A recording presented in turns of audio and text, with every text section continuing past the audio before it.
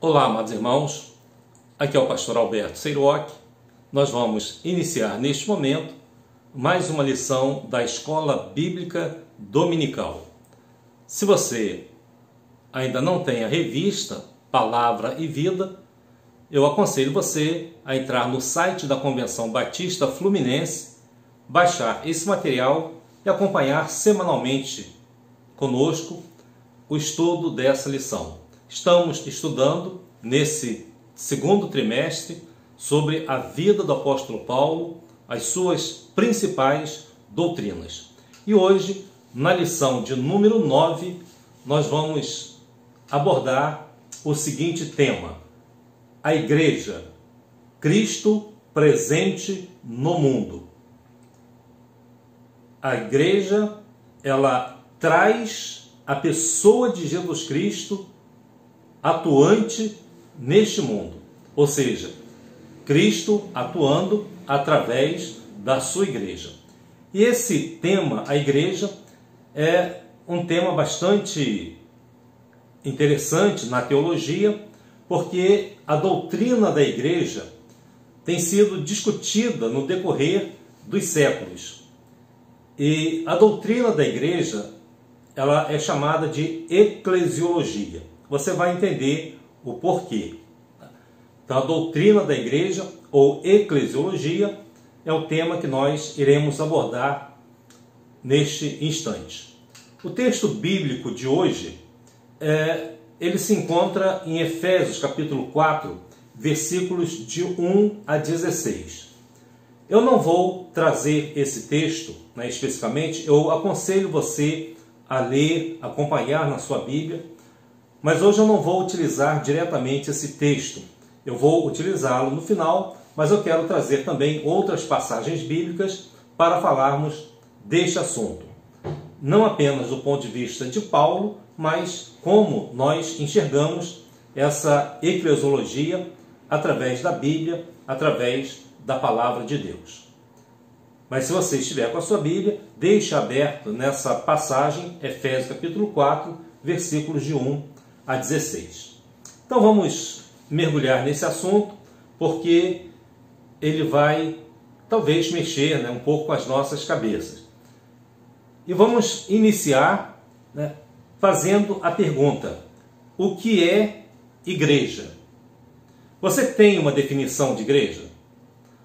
O que é igreja para você? Quando nós falamos em igreja, o que vem à sua mente? Qual é o pensamento que lhe ocorre? Vamos fazer um estudo então a respeito do termo e a sua aplicação dentro da Bíblia. O termo igreja, ele vem do grego eclesia, tá?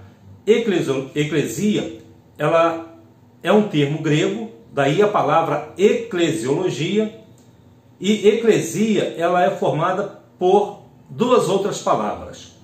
Uma preposição, ek ou ex, mais o verbo kaleo. Kaleo quer dizer chamar. Então, eclesiologia ou eclesia é um termo formado de uma preposição ex e o verbo kaleo. O que significa então eclesia? Eclesia, essa preposição ek ou ex, ela significa de dentro para fora. De forma que, normalmente, nós, quando falamos em eclesia, estamos chamando pessoas para fora. Daí o termo chamados para fora. Por quê?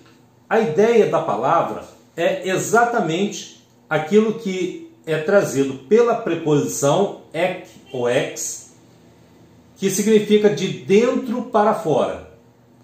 Então, essa preposição, ela traz esse movimento, o movimento de dentro para fora. E o verbo kaleo, que quer dizer chamar. Daí a ideia de chamar para fora. Ou seja, a igreja, ela é chamada para fora. Para fora de quê? para fora do mundo. Então essa é a ideia. Ou seja, a igreja ela não deve ficar entre as paredes do templo. Ela deve sempre atuar do lado de fora, porque essa é a ideia.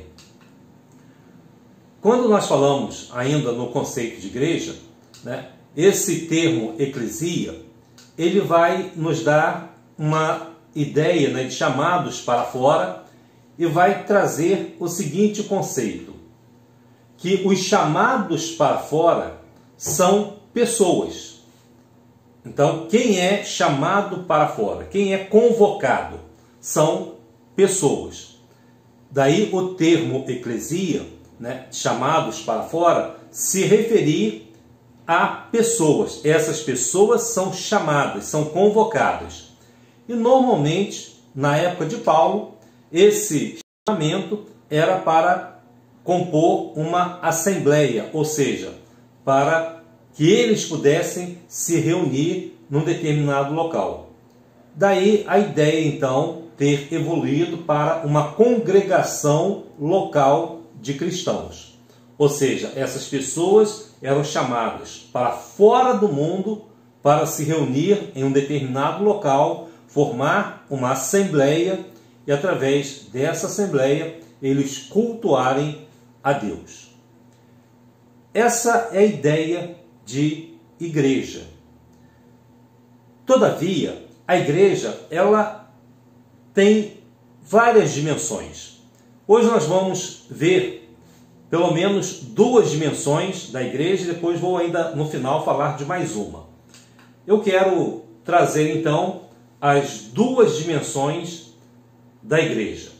Quais são essas duas dimensões da igreja?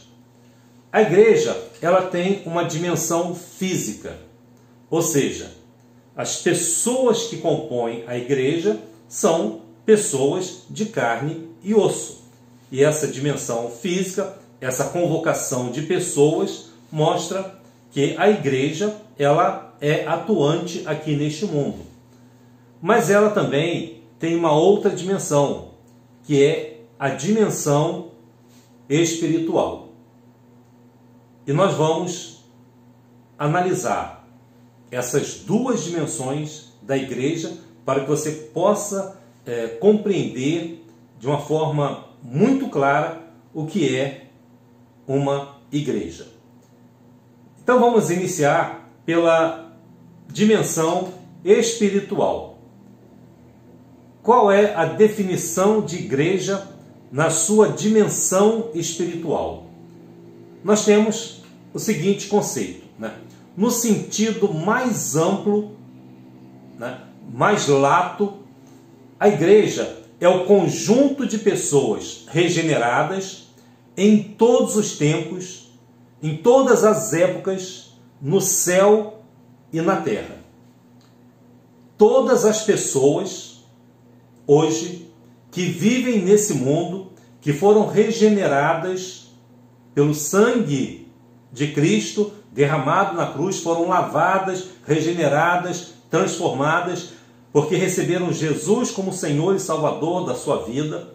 Todas as pessoas do Rio de Janeiro, de São Paulo, de todo o Brasil, de outros países, de outros locais, todas essas pessoas integram a Igreja de Cristo. Preste atenção no que eu estou falando. Eu não estou dizendo que são todas as pessoas que são membros de alguma igreja. Não é essa a dimensão. A dimensão espiritual são pessoas regeneradas que se submetem ao senhorio de Cristo. Então, todas as pessoas hoje no mundo que foram transformadas e foram regeneradas em Cristo, essas pessoas integram a igreja. Mas só essas pessoas? Não. Aquelas que também já passaram por esse mundo e que agora estão nos céus. Elas também, em todas as épocas, todas essas pessoas, elas integram a Igreja de Cristo, na sua dimensão espiritual. Então, todos aqueles que já partiram desse mundo, todos que estão neste mundo, todos aqueles que ainda virão, todos esses integram a Igreja de Jesus na sua dimensão espiritual. E nesse sentido, né, nós temos o texto de Efésios, capítulo 1, versículos 22 e 23, que diz assim: e sujeitou todas as coisas a seus pés, sobre todas as coisas o constituiu como cabeça da igreja, que é o seu corpo, a plenitude daquele que cumpre tudo em todos. A igreja, então, é o corpo de Cristo, Cristo é o cabeça da igreja e a plenitude, né, daquele que cumpre tudo em todos faz com que esse corpo ele se movimente, ele se mobilize para a glorificação do Senhor Jesus. Hebreus 12, 23, ele também diz assim: a universal assembleia e igreja dos primogênitos, que estão inscritos nos céus, e a Deus, o juiz de todos, aos espíritos dos justos aperfeiçoados.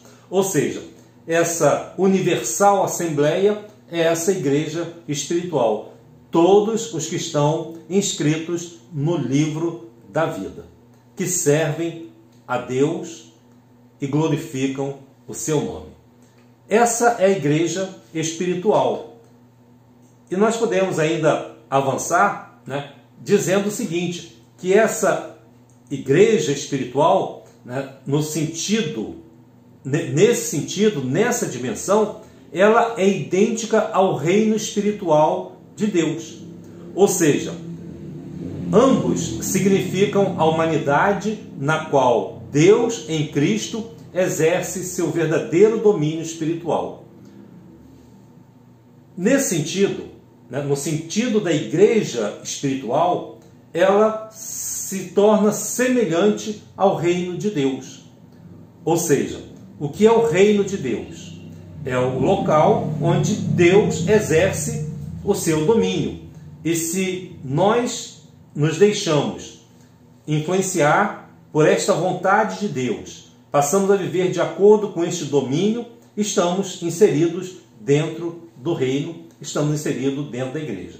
É por isso que algumas pessoas às vezes confundem igreja com reino, porque olham a igreja apenas no seu sentido espiritual. E no sentido espiritual, a igreja ela também realmente se confunde com o reino espiritual de Deus. São semelhantes. É o local onde Deus exerce o seu domínio, a sua vontade. Mas vamos continuar e vamos ver um encontro que Jesus teve com Nicodemos, lá em João capítulo 3. Nesse encontro, Jesus conversando com Nicodemos, ele diz assim: Jesus respondeu e disse-lhe: na verdade te digo, que aquele que não nascer de novo não pode ver o reino de Deus. Ou seja, não pode fazer parte dessa igreja espiritual. E Jesus ainda diz, Nicodemos faz um questionamento a Jesus e diz: como um homem pode nascer, né, de novo sendo velho? Porventura pode entrar de novo no ventre da sua mãe e nascer? Então Jesus responde para Nicodemos: na verdade te digo, que aquele que não nascer da água e do Espírito não pode entrar no reino de Deus. Nesse sentido, então, se ele não pode entrar no reino de Deus, não pode fazer parte dessa igreja espiritual do Senhor. Essa é a dimensão espiritual da igreja. Todos os salvos, de todas as épocas, de todos os tempos, de todos os lugares, eles integram essa igreja espiritual do Senhor. Mas a igreja, ela também tem uma outra dimensão. A igreja possui uma dimensão física. E nessa dimensão física, ela não se confunde com o reino, porque o reino é espiritual. E nesse sentido, na dimensão física, nós podemos dizer o seguinte, né, que no seu sentido local, no seu sentido temporal, a igreja é um grupo de pessoas regeneradas que, em qualquer comunidade, se reúnem voluntariamente, de acordo com as leis de Cristo, com o propósito de promover o reino de Deus em si mesmo e no mundo. Ou seja, quando você olha para a igreja na dimensão física, você vai ver um grupo de pessoas se reunindo. Essas pessoas são reunidas ali porque, em tese, elas foram regeneradas pelo poder de Deus e formam uma comunidade, formam um grupo. E voluntariamente elas vão ali se reunir de acordo com a palavra de Deus, de acordo com as leis de Cristo, querendo promover esse reino de Deus na sua vida, nos seus corações e estender esse reino a outras vidas, a outras pessoas. Essa é a igreja na dimensão física. Quando você olha um grupo de pessoas reunidas louvando a Deus. Ali você tem essa igreja que nós chamamos de igreja local. Essa é a igreja física. Ela é um grupo de pessoas regeneradas louvando e procurando estabelecer o reino de Deus, promover esse reino na sua vida, nos seus corações e também levando esse reino a outras pessoas. Nessa dimensão física, o próprio apóstolo Paulo, ele vai dizer lá em Efésios que ele mesmo, ou seja, Jesus, ele deu uns para apóstolos, outros para profetas, outros para evangelistas e outros para pastores e doutores, querendo o aperfeiçoamento dos santos para a obra do ministério, para a edificação do corpo de Cristo, até que todos cheguemos à unidade da fé e ao conhecimento do Filho de Deus, a homem perfeito, à medida da estatura completa de Cristo, para que não sejamos mais meninos inconstantes, levados em roda por todo o vento de doutrina, pelo engano dos homens que com astúcia enganam fraudulosamente. Paulo está dizendo aqui que a edificação desse corpo físico, local, terreno, tem pessoas, né, são os profetas, os evangelistas, os pastores, os apóstolos, os doutores, que vão anunciar a palavra de Deus e buscar a sã doutrina, porque existia já naquela época pessoas que tentavam enganar os crentes, trazendo uma falsificação do Evangelho, uma adulteração da palavra de Deus, uma interpretação errônea da Bíblia. Mas eu quero dizer a você que isso não acontecia só naquela época. Hoje também acontece, muitas vezes, infelizmente, essa deturpação da palavra de Deus. E Paulo, então, ele complementa lá no capítulo 4, versículos, até o versículo 16, dizendo: antes, seguindo a verdade em amor, cresçamos em tudo naquele que é a cabeça, Cristo, do qual todo o corpo bem ajustado e ligado pelo auxílio de todas as juntas, segundo a justa operação de cada parte, faz o aumento do corpo para a sua edificação em amor.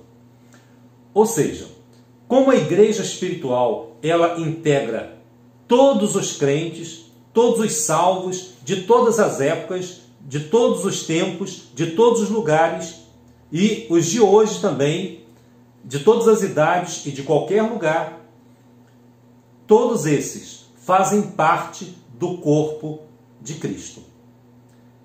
E integrar o corpo de Cristo significa se submeter ao seu senhorio, ao seu comando, significa nos submetermos à sua vontade. E ele então vai atuando através da igreja, edificando cada um de nós, fazendo inclusive o aumento do corpo para a sua edificação em amor. Essa dimensão, né, da igreja física, ela se contrapõe àquela dimensão espiritual da igreja. Então eu quero mostrar a você agora as duas dimensões da igreja, como elas são diferentes, mas todas elas coexistem. Vejam só, a igreja física, ela é a igreja aqui na terra e ela integra essa igreja espiritual. Ou seja, a igreja local, que é composta de pessoas regeneradas, ela integra essa igreja espiritual. A igreja, na sua dimensão física, ela é uma igreja local, mas essa igreja local, ela vai integrar também a igreja universal, ou seja, todas as igrejas integram a igreja universal de Cristo. A igreja física local, ela é composta de pessoas que integram essa assembleia local.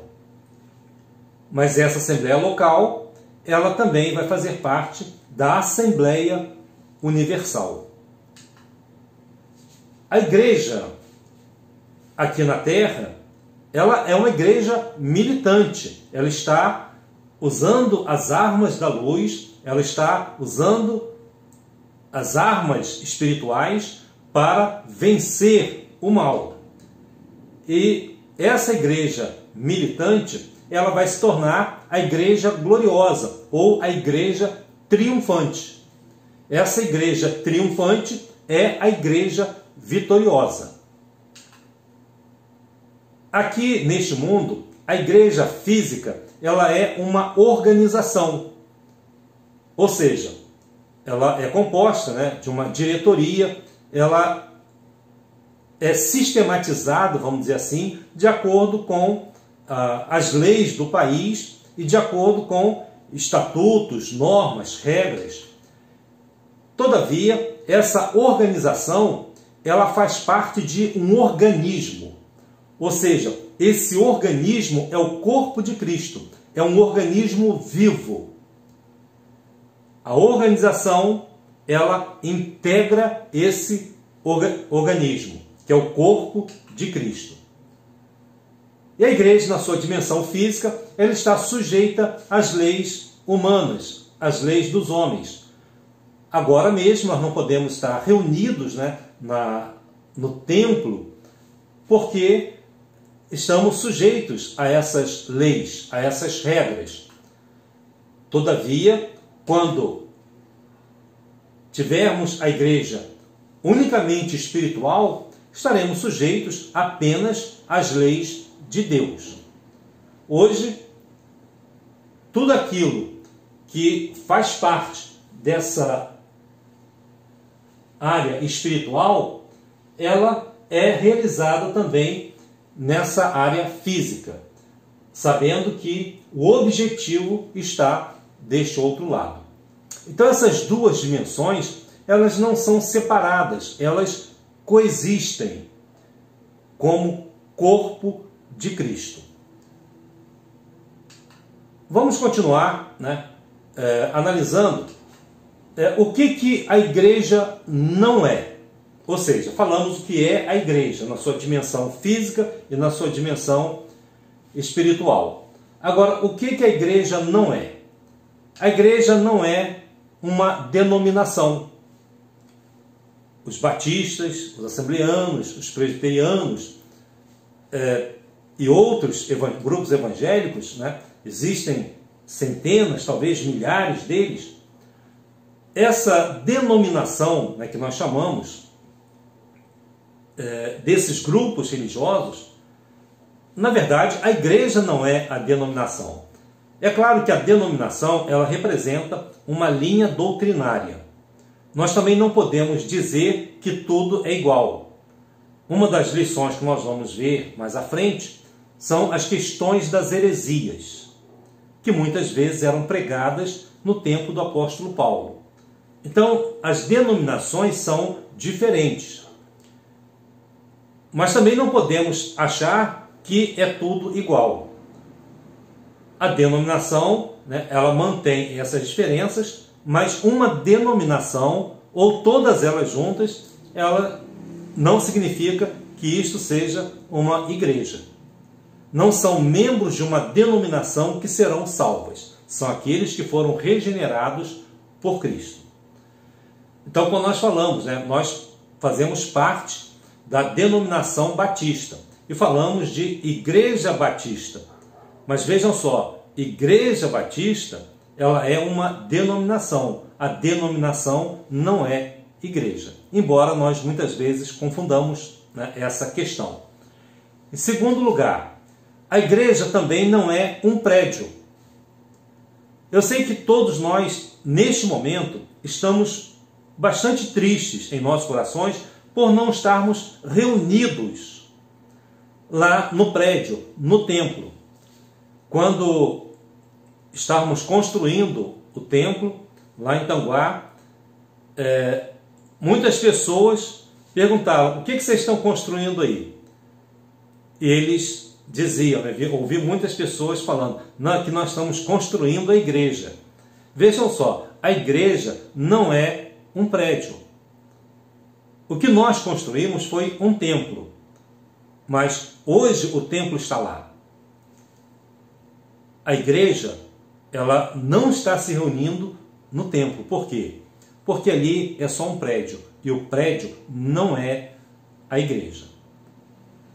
Embora nós possamos afirmar que hoje todas as igrejas, ou melhor, toda a igreja, né, todos os regenerados ali da Igreja Batista em Tanguá estejam se reunindo, louvando normalmente ao Senhor, realizando tudo aquilo que nós realizaríamos lá no templo, que estamos fazendo em casa. Ou seja, Deus não está deixando de ser exaltado nem glorificado. No livro de Atos diz: aqueles que andavam dispersos iam pregando a palavra. Ou seja, nós não estamos limitados a um prédio. O prédio, ele é importante, sim, mas não é o mais importante para nós, porque o nosso coração diante de Deus, a nossa vida diante de Deus é o mais importante. E nós sabemos que a igreja não é um prédio. Em terceiro e último lugar, a igreja não é uma instituição. Embora nós tenhamos regras, estatutos, né, regulamentos e tudo mais, a igreja, ela não é uma instituição. Ou seja, a instituição que é denominada Igreja Batista Central em Tanguá, na verdade, aquilo é só papel e tinta. A instituição não é a igreja. Foi convencionado, foi instituído, foi registrado, mas se amanhã ou depois tudo isso vier a ser destruído, se tudo isso pegar fogo e não houver nenhum registro da instituição, a igreja continua existindo, porque ela não é uma instituição. Ela é muito mais do que isso. Ela é o corpo de Cristo aqui na terra. Mas nós vamos ver ainda outros detalhes a respeito da igreja. Então, podemos fazer a seguinte pergunta: quem é o fundador e proprietário da igreja? Algumas pessoas dizem assim: eu vou lá na igreja do pastor Alberto. Olha, eu sinceramente não tenho igreja, eu não sou fundador da igreja, sou pastor, mas não sou fundador e também não sou o proprietário da igreja. Quem é o fundador da igreja? Quem é o proprietário da igreja? Tem muitas igrejas onde, nos seus estatutos, eles rezam lá que o pastor, ou a família do pastor, ou do dirigente, ou de um grupo, eles são os proprietários da igreja. Na verdade, é o que eu disse, essas convenções humanas, elas são meramente humanas. Aquilo que Deus realiza ultrapassa essas convenções humanas. Então vamos ver quem é o fundador e o sustentador da igreja. Em Mateus 16, versículos de 15 a 18, no encontro que Jesus teve com seus discípulos, ele fez uma pesquisa, digamos assim, e perguntou: quem dizem os homens ser o Filho do Homem? Então eles disseram: uns dizem que tu és João Batista, outros dizem que tu és Elias, ou um dos profetas. Mas Jesus perguntou aos seus discípulos: mas vós, quem dizeis que eu sou? Então, nesse momento, nós lemos lá no versículo 15: disse-lhes ele: e vós, quem dizeis que eu sou? E Simão Pedro respondendo disse: tu és o Cristo, o Filho do Deus vivo. E Jesus respondendo disse-lhe: bem-aventurado és tu, Simão Barjonas, porque tu não revelou a carne e o sangue, mas meu Pai que está nos céus. Pois também eu te digo que tu és Pedro, e sobre esta pedra edificarei a minha igreja, e as portas do inferno não prevalecerão contra ela. Aqui nós temos muito material a respeito da igreja, né? Primeiro, quem edificou a igreja? Jesus disse: eu edificarei a minha igreja. Então, aquele que edificou a igreja é o próprio Jesus. Em segundo lugar, ele disse que a igreja seria de quem? Ele disse: edificarei a minha igreja. Então, a igreja é de Jesus. Terceiro, ele diz: as portas do inferno não prevalecerão contra ela. Às vezes nós fazemos uma pequena confusão nessa parte final. As portas do inferno não prevalecerão contra ela. Muitas vezes nós temos a impressão de que o inferno vai atacar a igreja e a igreja vai resistir. Ou seja, as portas do inferno não prevalecerão contra ela. Mas é justamente o contrário. A igreja vai atacar o inferno e as portas do inferno é que não vão prevalecer. Não é o ataque que a igreja sofre do inferno. É o ataque que a igreja realiza contra o inferno. E todas as vezes que a igreja atacar, as portas do inferno não vão prevalecer. Porque é isso que Jesus garantiu na sua palavra. Essa é a promessa para a igreja militante, para a igreja que luta, para a igreja que prega. O inferno não tem como prevalecer a esse impacto da palavra de Deus e da pregação do Evangelho. Outra coisa, Jesus, ele é a pedra angular. O próprio Pedro vai dizer isso na sua carta, que Jesus é a principal pedra de esquina. Algumas pessoas interpretam esse texto dizendo que Jesus edificou a igreja sobre Pedro. Ora, uma análise mais acurada, mais detalhada, vou fazer aqui apenas superficialmente, vai nos levar a entender o seguinte, que quando Jesus disse: tu és Pedro, e sobre esta pedra edificarei a minha igreja, o pronome que Jesus utiliza ali é esta. E nós sabemos que no pronome demonstrativo, tanto na língua portuguesa quanto na língua grega, nós temos as três pessoas do discurso. A pessoa que fala, a pessoa com quem se fala e a pessoa de quem se fala. E aqui nós vemos Jesus utilizar o pronome. A quem ele está se referindo? A pessoa que fala é o que nós chamamos de este. A pessoa com quem se fala é o que nós chamamos de esse. E a pessoa de quem se fala nós chamamos de aquele. Então, quando usamos, né, esses pronomes, nós podemos entender o seguinte, que Jesus ele está falando dele mesmo. Ele não está falando que edificaria a igreja sobre a pedra Pedro. Ele está falando que estaria edificando sobre a pedra Jesus. Então ele diz, sobre esta pedra edificarei a minha igreja. Como eu diria, este que vos fala é o pastor Alberto, ou seja, estou me referindo a mim mesmo. Mas se isso, né, ficasse ainda complicado de ser interpretado, Jesus utiliza ali um jogo de palavras que não aparece na tradução. É porque a palavra Pedro, ou Petros em grego, significa pedrinha, fragmento de pedra. E a palavra Petra significa rocha, penhasco, penha. É como se fosse uma montanha de pedra. Vejam só, Jesus diz assim, eu te digo que tu és Pedro. Ele usa a palavra Petros. Poderíamos traduzir da seguinte maneira. Eu te digo que tu és Pedro, uma pedrinha. E sobre esta pedra, ou seja, sobre esta rocha, Jesus está se referindo a ele mesmo.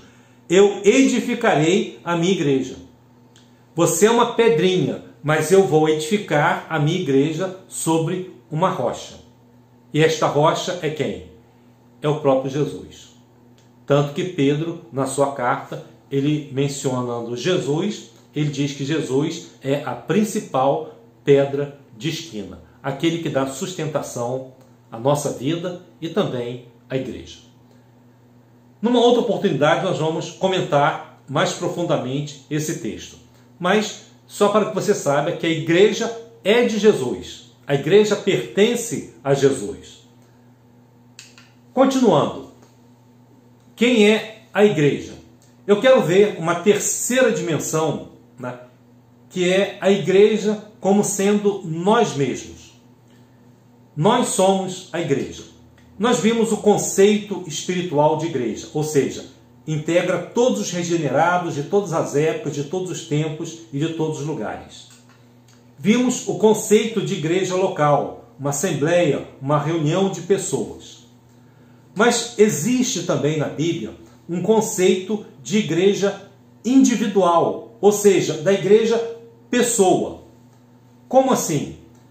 A Bíblia diz que nós, o nosso corpo, ele é o templo de Deus. Ele é o templo do Espírito Santo. Em outras palavras, Cristo habita em nós. Nós somos o templo. Nós somos a igreja de Cristo. Cristo habita em nós.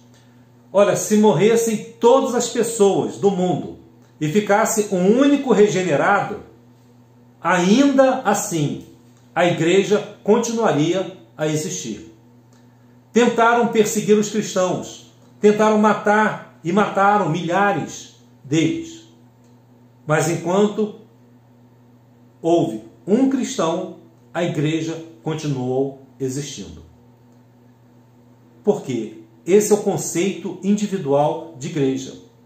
Os que iam sendo perseguidos, espalhados, porque fugiam da perseguição, eles também levavam a palavra. Esse é o conceito individual de igreja. E onde havia um regenerado, ali se pregava a palavra de Deus e ele multiplicava o número de salvos através da pregação da palavra de Deus. Por isso é importante pregarmos e compartilharmos a palavra de Deus. Mas continuando, eu quero ler o texto para você que se encontra em 1 Coríntios, capítulo 3, versículo 16, onde Paulo diz assim: não sabeis vós que sois o templo de Deus e que o Espírito de Deus habita em vós? Ou seja, onde é que Deus está presente? Ele está presente na nossa vida, no nosso corpo. Ele está presente em nós. Em segundo lugar, no segundo texto, ainda em 1 Coríntios 6,19, Paulo diz: ou não sabeis que o vosso corpo é o templo do Espírito Santo?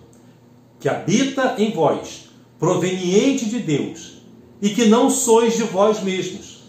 Ou seja, somos a igreja de Cristo. Individualmente, somos a igreja de Cristo. E Romanos 8, 9, onde Paulo diz: vós, porém, não estáis na carne, mas no Espírito, se é que o Espírito de Deus habita em vós. Mas se alguém não tem o Espírito de Cristo, esse tal não é dele. Ou seja, o requisito para ser igreja de Cristo é ter o Espírito de Cristo, é ter o Espírito Santo de Deus na sua vida. Eu quero então já partir para a conclusão e quero responder a seguinte pergunta: por que Deus criou a igreja? Por que Ele fez, a igreja aqui neste mundo, instituiu a igreja aqui neste mundo? A igreja, ela tem propósitos sociais, ela tem propósitos beneficentes, tem propósitos espirituais. Mas há um elemento transcendente na igreja que a eleva acima de qualquer organização, sejam seculares ou não. O que faz essa igreja maior do que qualquer organização neste mundo? Estão tentando destruir as igrejas. Podem até tentar fechar as igrejas. Podem até conseguir fechar os templos. Mas eles não poderão fechar a igreja enquanto existir um regenerado. É interessante que nesse período da pandemia, embora os templos estivessem fechados, o número de pessoas que se entregaram a Cristo foi muito grande. Pessoas que, através da mídia, conseguiram levar a palavra de Deus a muitos corações. Eu mesmo tenho recebido aqui alguns comunicados de pessoas que abriram seu coração para Jesus. Por quê? Paulo, escrevendo a sua carta aos Efésios, ele diz assim: tendo iluminado os vossos olhos, os olhos do vosso entendimento, para que saibais qual seja a esperança da sua vocação e quais as riquezas da glória da sua herança nos santos, e qual a sobreexcelente grandeza do seu poder sobre nós, os que cremos, segundo a operação da força do seu poder, que manifestou em Cristo, ressuscitando dentre os mortos e pondo à sua direita nos céus, acima de todo principado e poder, e potestade, e domínio, e de todo nome que se nomeia, não só neste século, mas também no vindouro. Antes de passar para o final do texto, eu quero dizer o seguinte: que a força da ressurreição, a força que levou Cristo a ressuscitar dentre os mortos, essa força sobrenatural é o poder de Deus que está em nós, que está na igreja. Ou seja, a força da ressurreição de Cristo é a força que atua hoje nas nossas vidas. Paulo está escrevendo para que nós possamos ver com os olhos iluminados do entendimento e possamos entender a esperança dessa vocação, das riquezas, da glória, da herança dos santos. A força da ressurreição é exatamente, sobre todas as coisas, e sobre todas as coisas o constituiu como cabeça da igreja, que é o seu corpo, a plenitude daquele que cumpre tudo em todos. Essa força da ressurreição de Cristo, ela está atuando na vida da igreja. E por que isso acontece? Por que Deus criou a igreja? Bom, eu quero então ler Efésios 5, de 25 a 27, quando Paulo fala a respeito do relacionamento marido e mulher. Ele também compara esse relacionamento ao relacionamento que Cristo tem com a sua igreja. E ele diz assim: vós, maridos, amai vossas mulheres, como também Cristo amou a igreja, e a si mesmo se entregou por ela, para a santificar, purificando-a com a lavagem da água pela palavra, para apresentar a si mesmo igreja gloriosa, sem mácula, nem ruga, nem coisa semelhante, mas santa e irrepreensível. Por que que Jesus criou a igreja? Por que que Jesus edificou a igreja? Para manifestar nela o poder da ressurreição, para que ele possa apresentar essa igreja a si mesmo como igreja gloriosa, sem mácula, nem ruga, nem coisa semelhante, mas santa e irrepreensível. Em outras palavras, Jesus criou a igreja para ele mesmo, para que a glorificação, a exaltação, o louvor que nós prestamos aqui na terra, nós continuemos a prestar lá nos céus. Cristo edificou a igreja para que o nosso louvor continue para sempre lá nos céus. Lembre-se de 3 coisas. Primeiro, lembre-se que a igreja é de Cristo. Ela não é do pastor, ela não é da família, ela não é do diácono, ela não é de ninguém aqui na terra. A igreja, ela pertence a Cristo. Ele morreu por ela. Segundo lugar, seja feliz em ser igreja. Deixe que essa felicidade tome conta do seu coração. Seja a igreja de Cristo cada dia. Sinta essa emoção, essa vibração, essa alegria, essa felicidade em seu coração. Seja feliz em ser igreja. Ame a sua igreja, ou seja, a igreja local onde você integra o seu louvor, onde você faz parte para poder utilizar todos os seus dons. Deus deu alguns para apóstolos, outros para profetas, outros para evangelistas, outros para pastores, outros para doutores. Qual é o dom que Deus deu a você? Use-o na igreja. E quero então encerrar deixando esta palavra. A igreja é o corpo de Cristo. Ele é antes de todas as coisas, e todas as coisas subsistem por ele. Ele é a cabeça do corpo da igreja.